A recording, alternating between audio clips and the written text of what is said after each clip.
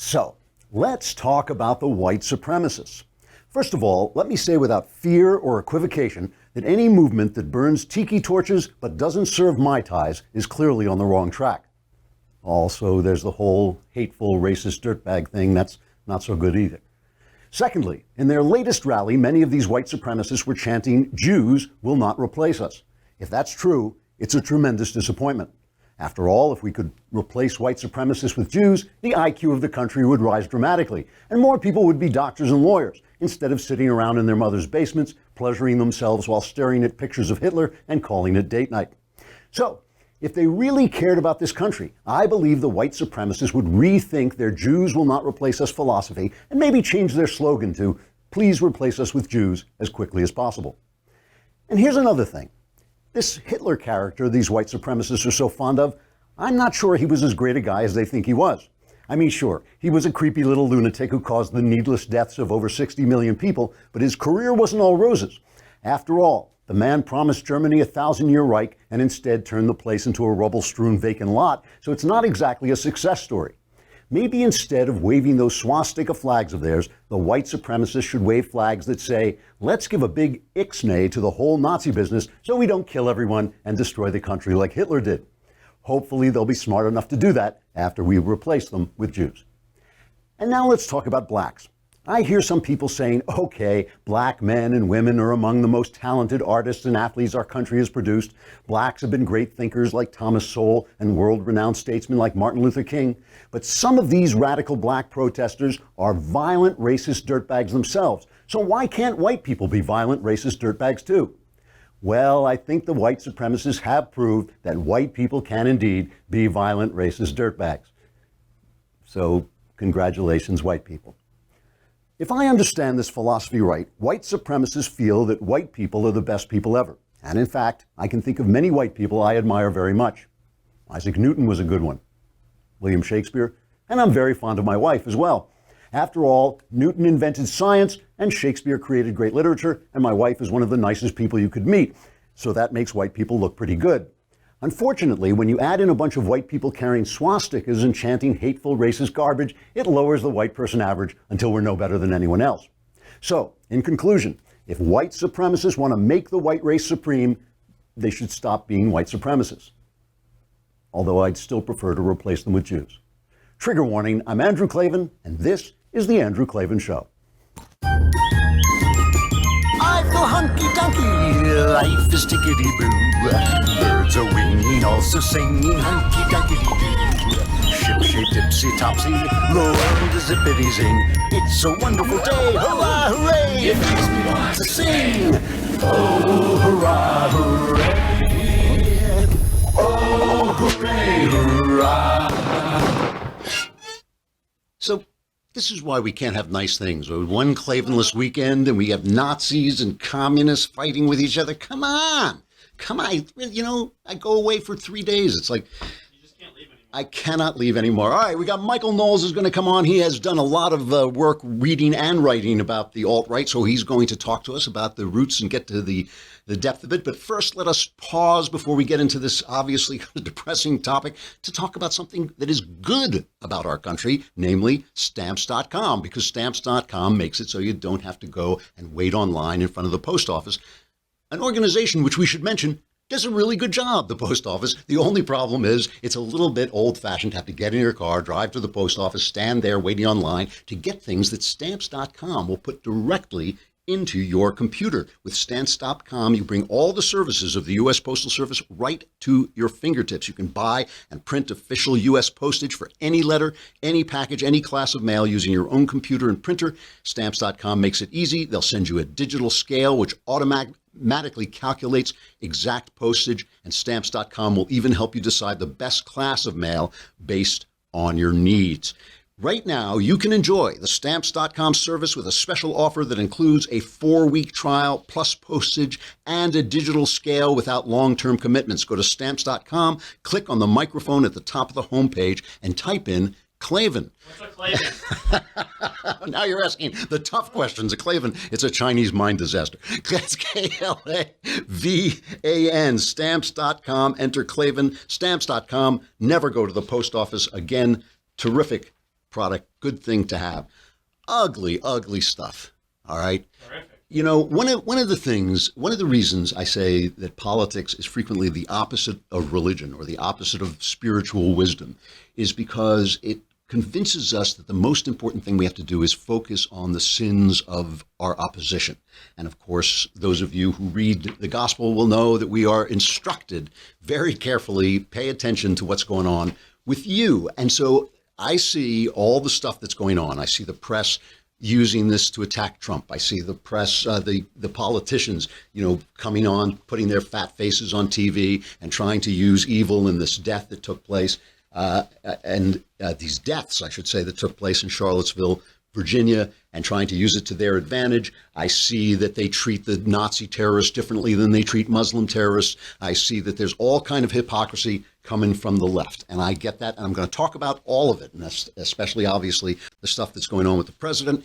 But, let us start among ourselves, because we're all good conservatives here. Let us gather together and just remind ourselves, these clowns are in our house, okay? These evil, satanic clowns are in our house, and it's no good saying, well, they don't believe what they believe. Of course they don't believe what we believe. Of course they don't. They don't believe in the Constitution. They don't believe in e pluribus unum. They don't believe in the great American tradition of bringing people in and transforming them into America through our creed that we conservatives are fighting so hard to defend. They don't believe in low taxes. They don't believe in any of this stuff. They don't believe in America. They don't believe in the whole thing that makes America what it is. But they're in our house. They identify themselves as right wing. They vote for the people we vote for. They have their slogans, unite the right, and all this stuff. It's no good. When the devil is in your house, you got to take care of that. It's no good saying, well, the devil is in the other guy's house too. Of course he is. But let's not mince words about it. And by the way, one of the things I think the right wing prides itself on, and rightly so, is we pride ourselves in remembering our Christian tradition, the fact that everything we have, everything we believe in, everything that's good about this country ultimately rests on that building block of Judeo-Christian ideas and Christ himself, and on the things that he preached. And a lot of these right-wingers, a lot of these alt-right Nazis say, well, we don't believe in Jesus, but we believe in the tradition of Christianity. Well, no, they don't. No, they don't. Look, you cannot believe that man is made in the image of God. You cannot believe that the Lord came and said in so many words, here are the commandments. Here are the two big commandments. Love God, and here's the next one, because it's right next to it, is love your neighbor as yourself, and then become a racist.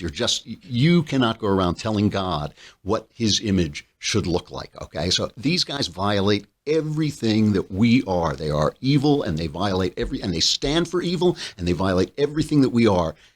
And they're in our house. They are in our house. So, okay, we're going to talk about the left. We're going to talk about all the hypocritical and nasty things they do, but let's not mince words about it, okay? These guys need to be swept out, and they need to be discarded, and we need to turn our back on them and walk away. And by the way, if in some moment of anger, if in some moment of personal, problems or something they've said has made sense to you, or you've gone online and said something that sort of links you to them, that was yesterday. Today, walk away. These guys are not the good guys. They are the bad guys, and they're in our house, and we have to reject them. So what happened? Let's just go quickly over this thing. They have a park in Charlottesville. This is not Charlotte, North Carolina. This is Charlottesville, Virginia, which has that beautiful, that's where UVA is, and it's a beautiful city. I've been there.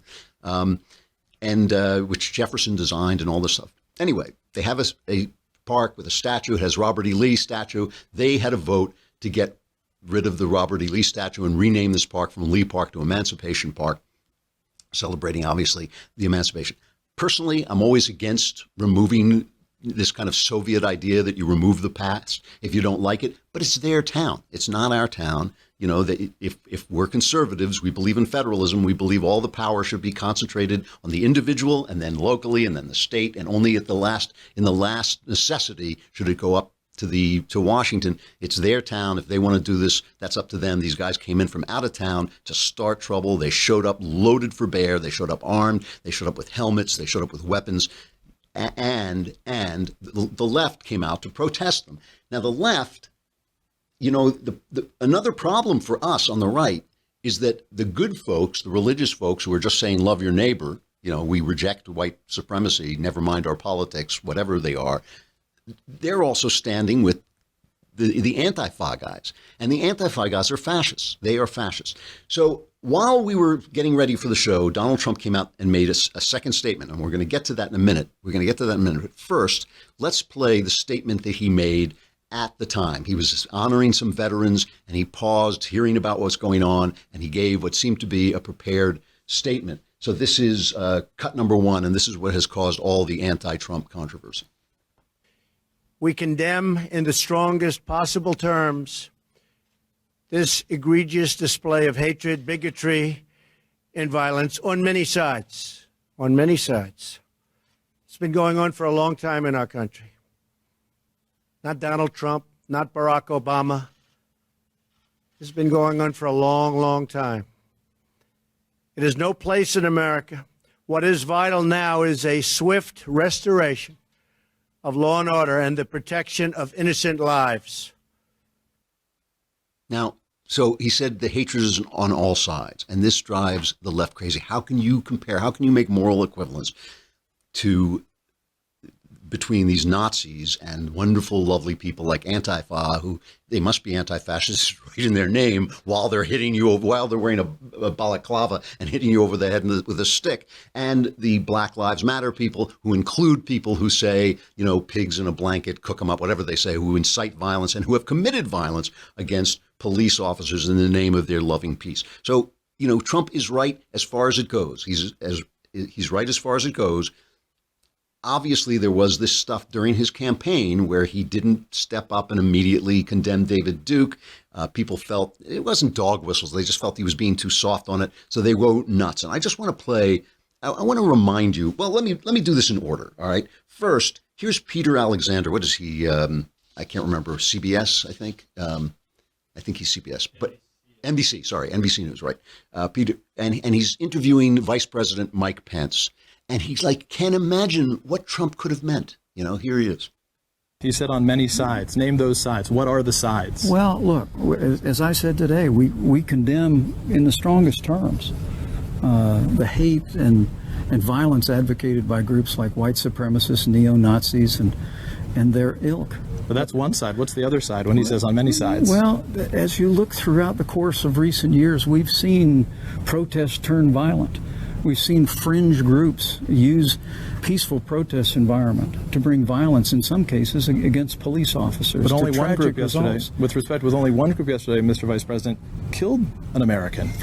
And we're bringing the full weight of the federal government to bear on investigating and prosecuting that individual for that heinous act that took the life of that innocent woman. I will tell you, Peter, that I take issue with the fact that many in the media are spending more time criticizing how the president addressed the issue. But this is Orrin Hatch and Corey Gardner, sir. It's not me. I'm reading their quotes. Many in the media have spent an awful lot of time focusing on what the president said and criticisms of what the president said, instead of criticizing those who brought that hatred and violence to the streets of Charlottesville, Virginia.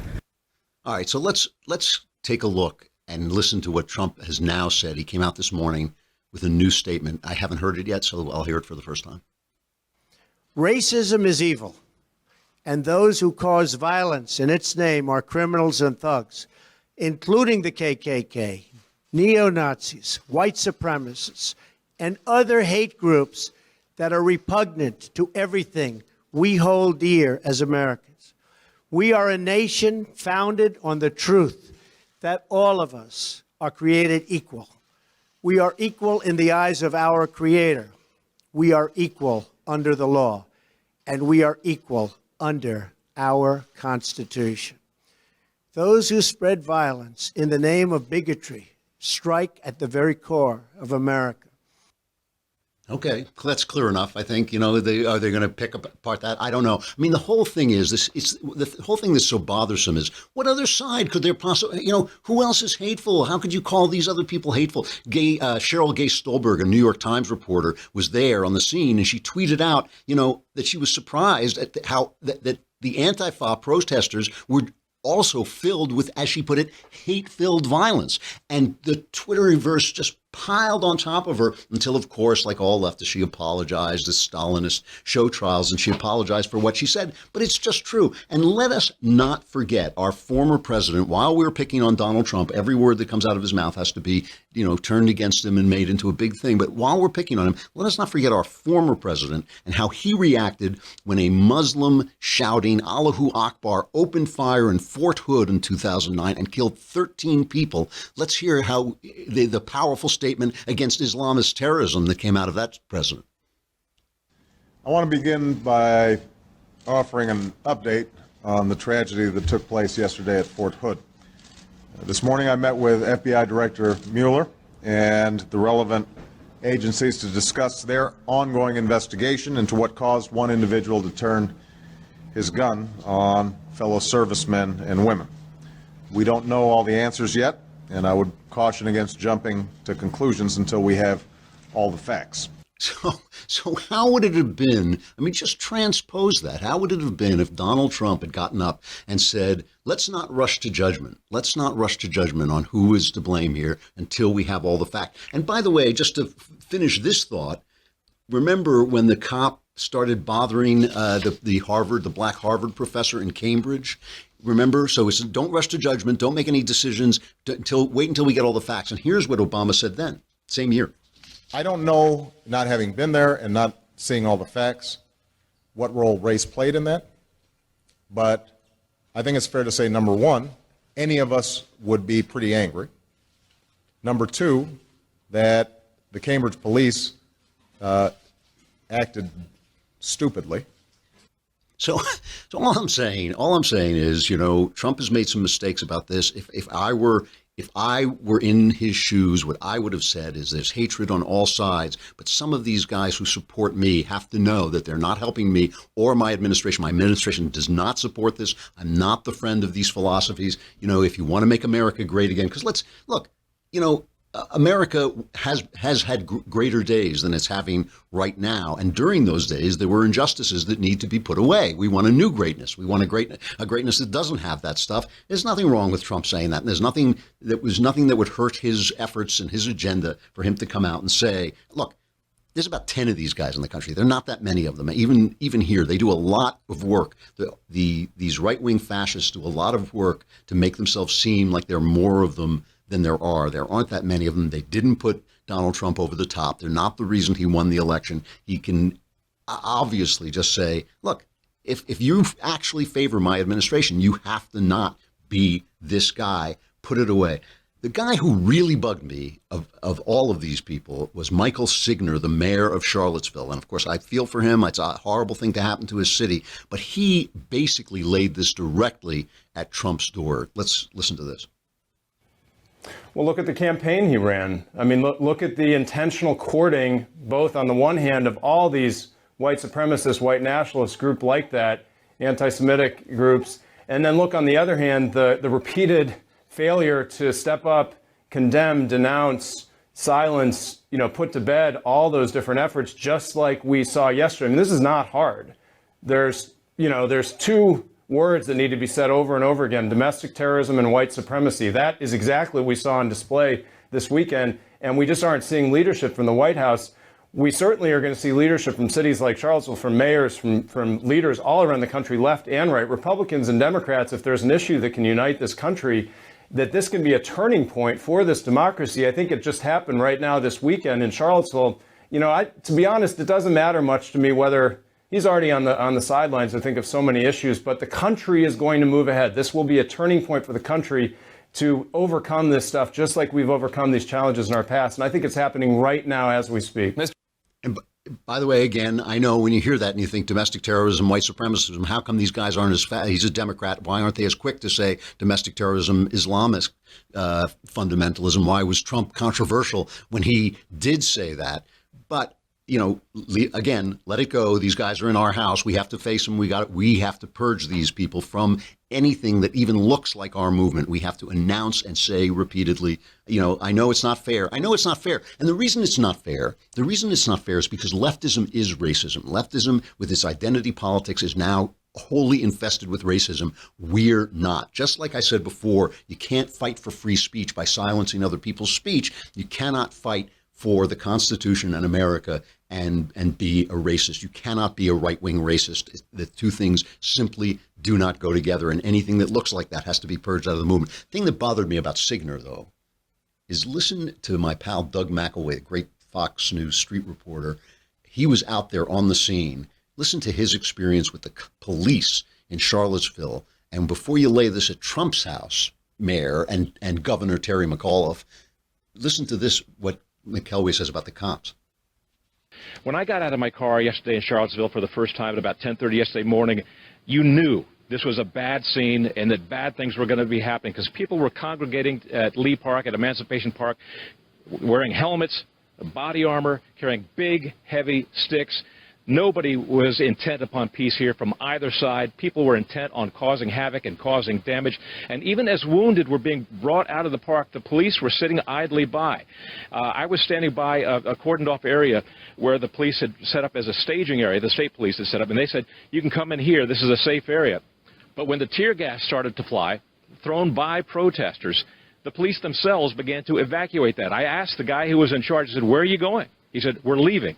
It's too dangerous. They had an opportunity to nip this thing in the bud, and they chose not to.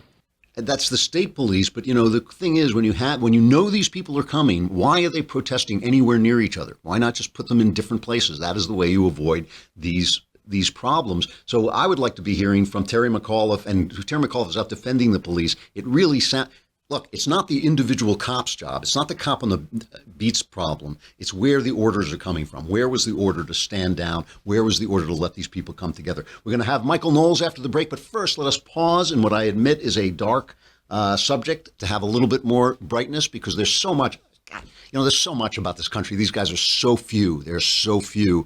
And when the rest of us turn on each other in their name, they are getting some of the stuff that they want. You know, when the decent people start fighting with each other over these clowns, they are getting some of the stuff we want. Always good to pause and remember that capitalism is still working well. The job market is working well, and you can get great snacks with NatureBox. I mean, there you go. It is a good thing. If you are like me, when you're up late at night, that's when you start to hit whatever in the closet, whatever in the cupboard. You start eating whatever is there. A lot of times, maybe not so good. With NatureBox, you send away. They will send you snacks, and they're made out of better stuff. They tell you, the calories and what's involved.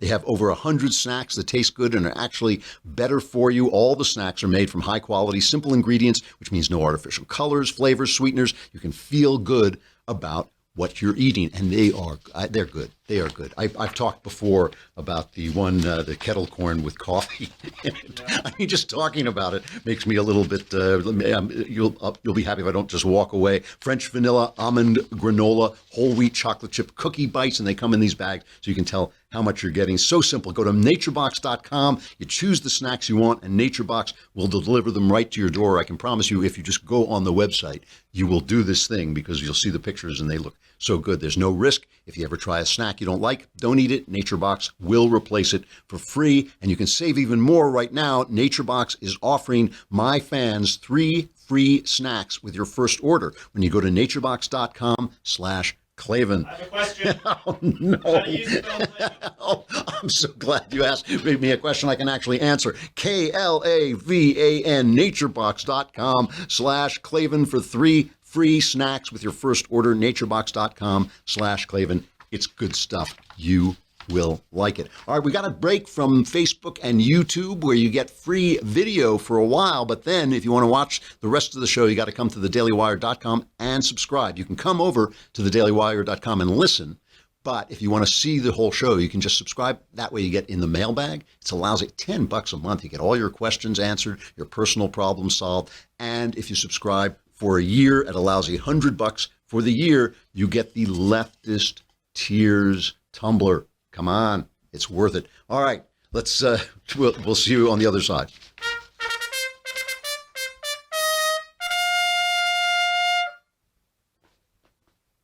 All right, Knowles, have we got him? the great and powerful Michael Knowles. There we are. Hey, it's good to see you. You know, I have to thank you. You have given me some really terrible assignments before, Southside with you, Barry, so on. I'm really glad you did not send me to Charlottesville this weekend. That would have been worse than Southside with you. So I just like to thank you on the show. It would have been a toss-up, Southside or you, or having your head cracked in by a bunch of crazy people. Fair enough. How's your show going? Show's going well. I want to thank everybody for listening. We rose up pretty high in the charts and have been doing shockingly well. I figured we would have been canceled by now, but thanks to viewers like you, somehow I still have a job. I've tried my best to get you canceled, and that I have to remind people, you have to go on. You cannot let this man look at this guy's face. Look at this mug. You cannot let this man rise above my show, and it's all about the reviews. You got to go on iTunes and review my show and give it good reviews so you can humiliate this man as he so obviously deserves. So you have written a lot and wrote a really excellent piece a while back for the Daily Wire about these. What do we call them? I almost hate to call them the alt-right because it doesn't mean anything. The word has been watered down to mean nothing. Yeah. They've sort of done it. It's a weird alliance between these guys and the media to make this term so ambiguous that they pull people in. And this is the cleverness of them. It's why they called their rally Unite the Right. This rally was just neo-Confederates, neo-Nazis, white nationalists. They're very small group of people and centered around those ideas, but they called it Unite the Right because then people like Richard Spencer and so on get to mainstream themselves and insinuate themselves in the conservative movement that booted them out 50 years ago. Right. They did, right? These are the guys that William Buckley chased out of the temple, basically. That's right. And they've always been around a little bit. You know, the Buckley purged the Birchers and other racists and anti-Semites. And they've kind of come back a little bit. You know, there was always this Buchananism, toyed around with this a lot. I think a lot of other people, John Derbyshire has written racist articles. Yep. Peter Brimelow has veered into that territory. And for decades now, there have been people like Jared Taylor, my fellow Yaley, who's a white supremacist, white nationalist, I think is fair. He is unique, I think, among them because he's actually not anti-Semitic. He's just a ethno-state advocate and wants a white country and all those sort of things. Not the same cannot be said of some of these other guys. There's Theodore Beale, who goes by Vox Day. Oh yeah, he's one. He utters the 14 words about protecting white people. What are the 14 words? The 14 words are. Let me see if I remember this from summer camp. Okay. It's we must secure the existence of our people and a future for white children. It's often paired with 88, which stands for the eighth letter of the alphabet H, which stands for Heil Hitler, of course. Oh, great. Okay. And other writers, too. Sam Francis, the old right-wing writer, he called for a white racial consciousness. Paul Ramsey is a YouTube guy, white supremacist, questions the Holocaust. What's really interesting about these guys is just like the progressives, they're going backwards. You know, they're going back to this primitive idea. I mean, ever since Jesus, basically, the idea has been that great ideas transcend nationalism and transcend race. At least since Jesus, it's been that idea. They're going back into this primitivism. These guys are evidence that a little bit of knowledge is a dangerous thing. This is seriously, because they're not totally stupid and they're not totally uneducated. They are a little bit stupid and lightly educated. Mm-hmm. They've read some things, but without a lot of context. They position themselves as defenders of Western culture, Western civilization. I think they know very little about those two things. And as a result, their views can seem attractive. A guy like Richard Spencer, who's kind of become the head of this thing, he runs altright.com, the National Policy Institute, which is white nationalist. He's a good-looking guy, he's articulate, and he seems educated to the uneducated. Uh-huh. He's not a stupid guy. He was in a PhD program at Duke, and that's what's worrisome. It's David Duke University, right? That's David Duke University. University. The other right. Duke. Okay, yeah. It's a correspondence course anyway. But it's attractive, it's subtle, it's tempting, much like the devil. So it's very, confuses information that way. And as a result, I think, particularly young people, particularly that right-wing set of internet trolls, can be brought over to them. You know, Andrew Anglin, the guy who runs Daily Stormer, this disgusting website, which is just a neo-Ku Klux Klan thing, He says that he's the king of the trolls, which makes this fight personal, buddy. Absolutely. Because back when you were just neo-Nazis, I was angry. But now you're claiming my people. This is not good. You are. Listen, I think we all acknowledge that you are king of the trolls. I appreciate This is like it. Game of Thrones. You guys are going to have to fight it out with like dragons. When two ethereal armies go to battle, particularly with dragons, side with Michael. Always side with Michael. You know how the story turns out. But there's this worry that some young people went to this stupid thing in Charlottesville. There's a guy, he's a college Republican president at Washington State University, James Alsop. He's a YouTuber guy. He went there in solidarity with these guys. He's the guy who mowed down the poor woman and 19 other people, was 20 years old. Right. Threw his life away. Probably had more testosterone than sense. And the other strange thing about this movement is that it's not just hillbillies. Of course. Yeah. There are a lot of roots. Andrew Anglin, the Daily Stormer guy, says that his largest source of traffic and donations is Silicon Valley. Really? It's not Appalachia. Now, who knows? I mean, the guy's a liar and a troll, but I wouldn't be surprised. There are these roots of neo-reaction that came out of Silicon Valley. So wait, let's talk about the young aspect of this for a minute, though, Sure. because I have to believe. I mean, I obviously there's no study of it, but I have to believe that part of the appeal to young people is shattering the pieties. I mean, when you see a guy fired from Google for basically saying, "Hey, could you please allow a little bit of alternate opinions in here?" and they go, "Yeah, you're fired," it becomes. I mean, I always used to say this about John Derbyshire too, is that it becomes glamorous to fight the power. I mean, it's kind of like Satan in Paradise Lost. He's up against this massive power. It becomes kind of romantic to stand up against it, even if you're utterly in the wrong. That's precisely right. And I don't think we should condescend and patronize these young people and say, "Oh, you've got a lot to learn, young fella." But nevertheless, you have to be careful when your ideas are forming and you don't quite know where you stand, and you have a little bit of knowledge or a little bit of education or a little bit of passion because you're watching Brandon Ike get fired or this guy at Google get fired, and you're seeing your grades lowered because you're on the right. It creates reactionaries. That's what this school out of Silicon Valley is. It's a reactionary thing. And you really ought to calm down, or you can ruin your life. The internet is forever, and the extreme of this is a guy who mowed down a woman and killed her. He'll go to jail if there's any justice. It's a dangerous thing you're playing with. The memes are fun. Pepe's fun.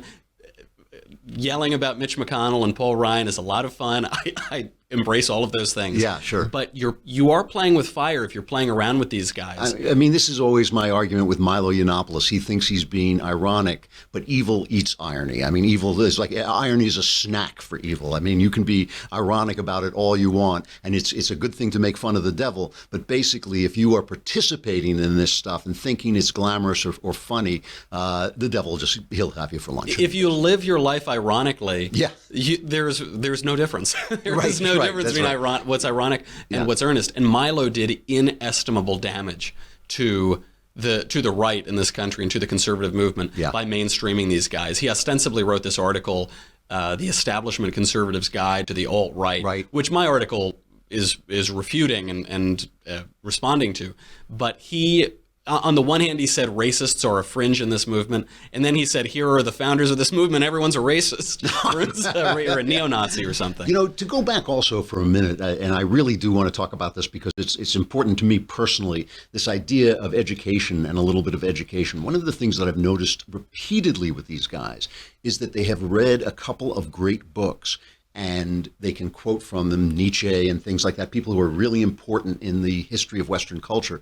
But they're looking at them without any context, if you've read Nietzsche and you've never read Dostoevsky, you don't know what you're talking about. You're not. And so if you're looking at a mountain and you're saying, "Oh, that's the highest peak," and you don't look around you and know that there are mountains that are 10 times higher, you really don't know what you're talking about. And it has this atmosphere of sounding educated, when it's truly, truly not. And when you read them in depth, you see that they really don't have a depth of education. I think that's why the Objectivist Society of America, the average and median age is probably around 17. Because when you pick up Ayn Rand, this happened to me. You pick up Ayn Rand at 17, you say, oh my gosh, I understand everything now. Right. And then you think about it for a couple of years and you say, no, I don't, a lot of that doesn't make any sense.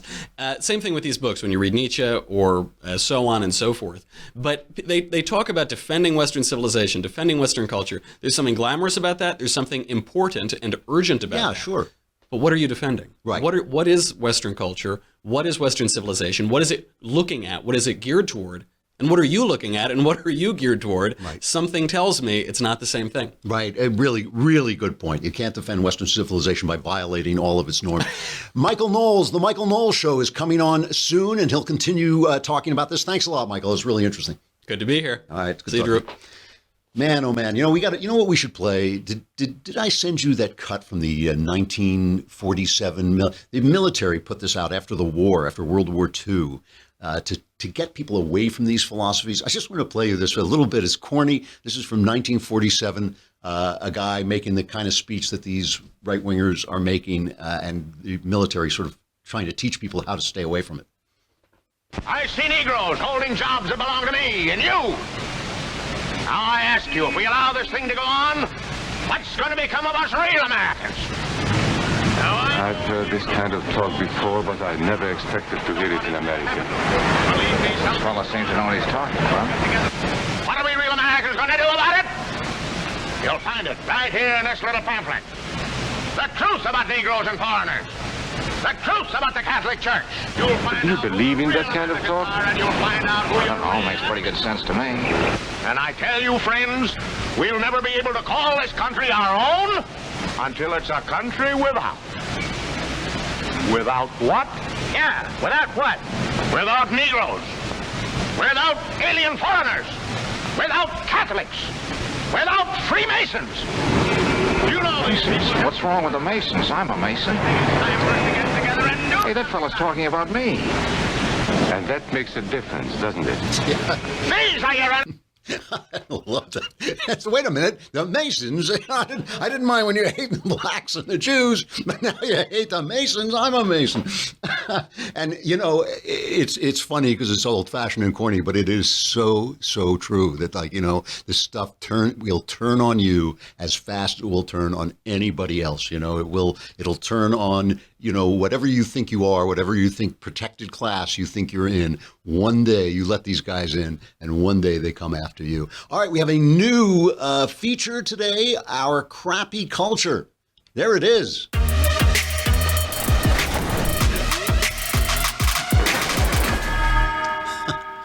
I love it. We've even misspelled crappy and culture, which I think is excellent music. Good job. You know, this is kind of a tough day. It's a tough day for comedy. Let's put it that way. It is really a tough day for comedy. We haven't even mentioned the two police officers who died in a chopper crash while trying to patrol these events in Charlottesville. So, you know, I don't want to go off too far afield, and I want to talk a little bit in our crappy culture. One of the things that is crappy about our culture is the mainstreaming of bigotry from the left, almost exclusively, that has given these clowns on our side, our evildoers, it has given our evildoers shelter. Okay. Here is a piece, Tom Knighton at PJ Media linked to this piece. It's from the College Fix, and the College Fix covers, bad things that are happening in colleges. Stanford University, okay, this is one of the premier universities in the country. Stanford University is slated to offer a class this fall called White Identity Politics, during which students will, quote, survey the field of whiteness studies and discuss the, quote, possibilities of abolishing whiteness, according to the course descriptions, citing pundits who say, quote, the 2016 presidential election marks the rise of white identity politics in the United States. The upper-level anthropology seminar will draw from the field of whiteness studies and from contemporary writings that push whiteness studies in new directions. Questions to be posed throughout the semester include, does white identity politics exist? And how is a concept like white identity to be understood in relation to white nationalism, white supremacy, white privilege, and whiteness? Students will consider the perils and possibilities of different political practices according to the course descriptions, including abolishing whiteness or coming to terms with white identity. The course will be taught by instructor John Patrick Moran. Reached by email, Moran declined to comment. I'll bet he did, instead directing the college fix to Stanford Communications Office. Ernest Miranda, a spokesman for Stanford, told the fix via email that abolishing whiteness is a concept put forward in the 1990s by a number of white historians. Their belief was that if other white people would, like them, stop identifying politically as white, it would help end inequalities. Well, let me ask you this then. Okay, if white people are supposed to stop identifying as white, are black people supposed to stop identifying as black? Because if black people stop identifying as black, the Democratic Party would disappear. If the Democratic Party would stop convincing people to identify according to their race and according to their sex and according to their identity, the Democrat Party would disappear. Its policies don't work. Its cities are cesspools for the people they're supposed to help. I mean, look online at any place where blacks are being shot down, where they're living in squalor, where they're living in desperate situations. See who's been running that city since 1203. These places like Chicago, Baltimore, St. Louis, they almost never have Republican governors or mayors. The fact that this philosophy, this progressive Democrat socialist philosophy has failed everywhere and has failed the people it's supposed to help is very, very well established. So the only thing they have is this grievance politics. Why on earth would Black Lives Matter? I mean, if a Democrat politician stands up and he says all lives matter, he gets shouted down. We've seen it. He gets booed off the stage.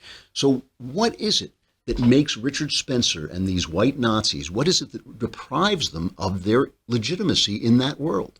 What is it? Once you say that black people have a right to rise up as black people, why don't white people have a right to rise up as white people? You are eating the results of your own logic. I mean, was it Antonin Scalia who said that if you want to get rid of racist preferences, you have to stop preferring people on the basis of races? He was attacking affirmative action. Of course affirmative action is wrong. Of course it's wrong. It's wrong. See, this is the problem with the left. We're always talking about whether things work or not. They always have us in these kind of conversations about, well, does this improve things? Does this make life better? Does socialism make life fair? Socialism is wrong per se because the government has no right to take your property.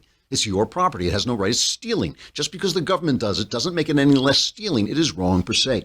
Racism is wrong per se. Identifying people according to their color of their skin is wrong per se. We who believe in God know why it's wrong, but everybody knows it's wrong. We know why it's wrong. We know we were made in the image of God. We know the image of God has different colors, has different races, comes from different places. We know that we are meant to love one another. We know because we are people who believe in God.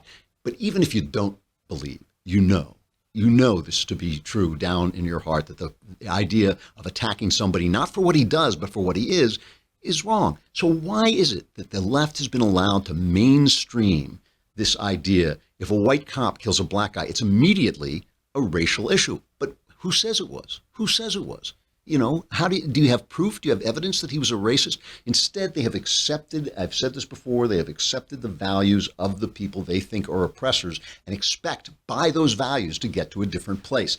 They think that there's been so much bigotry against black people, and God knows there certainly has in this country and in all countries, but this country has had a specific problem with it. There's been so much bigotry against black people that all we got to do is have some bigotry against white people like they're doing at Stanford, and the scales are going to balance. But all the bigotry goes in one side of the scale. That is the way it works. And the reason is simple. It goes back to Robert E. Lee in a way. It goes back to the way the past works. The past, history writes itself indelibly into the fabric of reality.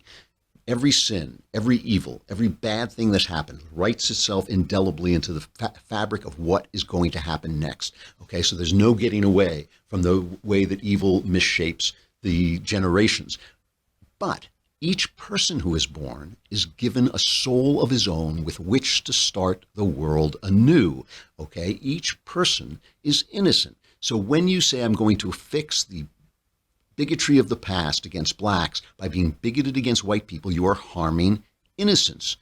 The devil does not care who does the hating as long as the hating gets done. That is the thing. So when you have affirmative action and you exclude white people, you're excluding innocent white people. It's not the guys who did the crime. The guys who did the crime are gone. You cannot change the past. The only way to change the past is through forgiveness and grace and letting things go. And C.S. Lewis said it best. He said, everyone thinks forgiveness is a lovely idea until he has something to forgive. Okay, so it's not easy. I know it's not easy, but it is the only way forward. And these guys who think that Black Lives Matter, saying Black Lives Matter is not racist, it all goes in the same pot. It's all racism. The mainstreaming of racism is part of what is making our crappy culture.